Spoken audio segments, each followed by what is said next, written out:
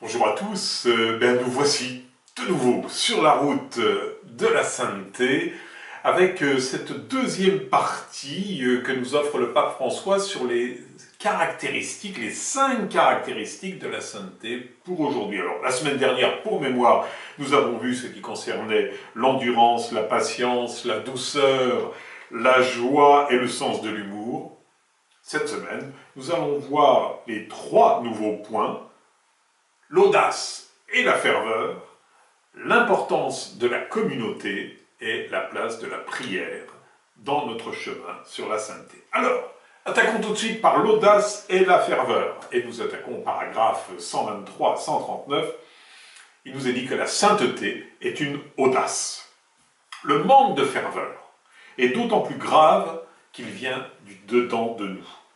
Que de fois nous nous sentons engourdis par le confort du rivage. Mais le Seigneur nous invite à naviguer au large et à jeter les filets dans les eaux profondes. Vous irez voir ça dans Luc au chapitre 5, verset 4. L'audace est le sceau de l'Esprit Saint, une marque de l'authenticité de l'annonce et de ce que nous vivons.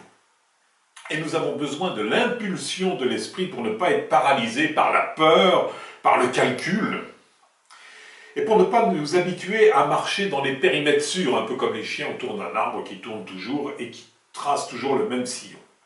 Dieu n'a pas peur, il n'a pas peur et il va toujours au-delà de nos schémas et ne craint pas de nous entraîner vers les fameuses périphéries dont le pape est friand.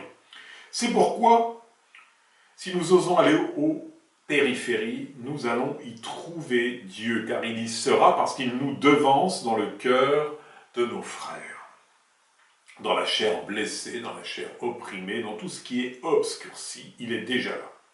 Donc il faut ouvrir la porte de notre cœur à Jésus-Christ, parce qu'il frappe. Mais contrairement à l'Apocalypse où il frappe pour entrer, là, le pape se demande si Jésus ne frappe pas pour sortir parce que l'air à l'intérieur de nous est irrespirable par notre autoréférentialité. À cause de l'accoutumance, nous n'affrontons plus le mal et nous permettons que les choses soient ce qu'elles sont, ou alors ce que certains ont décidé qu'elles soient. Affrontons l'accoutumance, ne soyons pas blasés, ouvrons les yeux et les oreilles et surtout le cœur pour nous laisser émouvoir par ce qui se passe autour de nous et par le cri de la parole vivante et efficace du ressuscité. Ce qui fait que les saints surprennent, ils dérangent, parce que leur vie nous invite à sortir de la médiocrité tranquille. Ça c'est le premier point, l'audace, la ferveur. Deuxième point, il est difficile de lutter seul. Et donc nous avons besoin de la communauté. Nous devons résister aux embûches et aux tentations du démon et au côté égoïste de ce monde. Or, nous ne pourrons pas le faire si nous sommes isolés. La sanctification, contrairement à ce qu'on pourrait croire, est un chemin communautaire à faire 2 à 2. Et Saint Jean de la Croix disait à un de ses disciples: « Tu ne vis avec d'autres que pour être travaillé et exercé par tous. » Vous trouvez ça dans les précautions au paragraphe 15. La communauté est appelée à créer ce lieu théologal où l'on peut faire l'expérience de la présence mystique du Seigneur ressuscité quand vous êtes 2 ou 3 réunis en mon nom. Mais si les expériences mystiques extraordinaires ne sont pas ce qu'il y a de plus fréquent ni de plus important, la vie communautaire, la vie en famille, en paroisse, dans les groupes de prière auxquels nous appartenons, dans la communauté peut-être à laquelle nous appartenons, est faite, et le pape insiste, de petits détails quotidiens.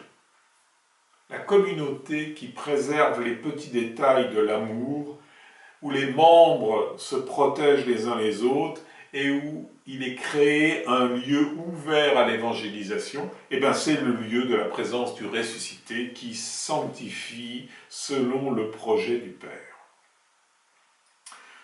5e point, et pas des moindres, nous sommes appelés à être en prière constante. La sainteté est faite d'une ouverture habituelle à la transcendance.